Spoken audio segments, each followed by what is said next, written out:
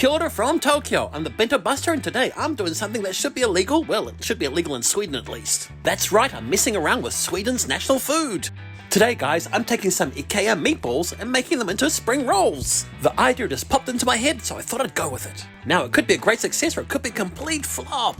Anyway, we're soon gonna find out. The other day, I went down to Harajuku Station and visited the little Ikea shop there. And that's where I picked up some official Ikea meatballs, gravy, and that red berry jammy stuff that comes in the jar. And the mashed potato, well, I got that from Costco. Now, this is that red berry jam stuff that comes in a jar, and I think it's called lingonberry. It's quite sour and tart, and it kind of reminds me of cranberries. Okay, and to save time, I've already pre-made the mashed potato following the instructions on the back of the packet. Now, to make these spring rolls, of course, you're going to need a spring roll wrapper, like I have here. And then, of course, you need the Swedish meatballs that are actually made in Australia, if you look at the back of the packet. Now, I'm sure you've heard of Ikea. It's that big furniture shop that's worldwide, and it's from Sweden. And their trademark dish in their food court is this, Swedish meatballs. That comes with mashed potatoes, creamy gravy, and lingonberry jam. I have, of course, enjoyed this dish many times when I have frequented their establishment. And because they sell the individual items to that dish in their little shop, I thought I'd do this. Call me crazy or call me a visionary. I tell you what, some people think Elon Musk is a nutter, and look how well he's done. They do also sell mashed potato to take home, but hey, I have a massive box from Costco, so that's why I'm using it. Now, I have actually given this some thought beforehand, okay? In my mind or vision, I'm going to layer the potato like this, then place some meatballs like so, then top it off with a dollop of that berry jam.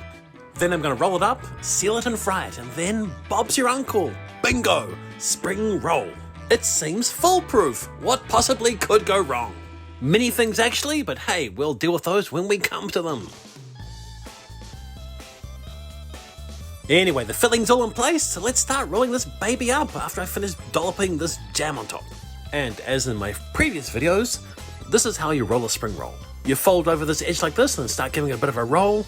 Tuck in the sides nice and tightly like this. Give it a bit more of a roll, and then we can seal it. And to seal it, just mix a wee bit of water and some cornstarch, and you'll form a paste, and then just paste it on, and then seal it. Yep, it's very straightforward and pretty hard to screw up, guys.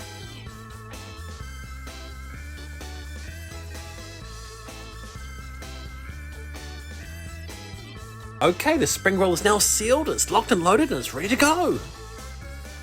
And there it is. Ta-da! Now, according to my calculations, one thing could go wrong with this, and it's got something to do with that lingonberry jam. That jam may prove to be too moist for my spring roll, thus piercing the wrapper, creating a hole that will let all the filling escape. Yes, we're talking about Viking sabotage. Anyway, we'll see what happens. Now, as this is actually a concept dish, there are actually no times involved. I'm just going to cook these until they're golden brown and they haven't exploded.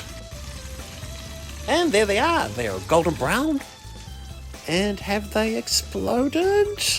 There are some blemishes, but that's more to do with the jam's colouring. And there is a wee hole here and there, but hey, they have held together well. Okay, and while these spring rolls have been cooling down, I have made the gravy according to the instructions on the back of the packet. Okay, so let's get a close-up of the spring roll. Now, it's golden brown with a few blemishes. Yuck, I can see a ball. Seems like he wanted to escape, but that hot oil infused him to the wrapper. Anyway, let's see what it tastes like. Interesting. It's meaty, it's potatoey, and sweet, and crispy. And I'd say that berry jam is coming across more sweet than tart. Okay, now let's check it out with some gravy. This is a bizarre dish that actually doesn't taste too bad. You can quote me on that. Oh yes, it's like a little wee mini potato top pie. Well, this concept Swedish meatball spring roll was actually a success and not a failure. Yes, it is an odd thing to make, I must admit. Will the Swedish accept this as their new national dish? Probably not. Will I make it again? No, I won't, because it's just a concept dish. And now that I've done it, I can cross it off my bucket list and move on. Anyway, guys, thanks for watching. Stay safe and stay strong. Kia kaha, and I'll see you next time.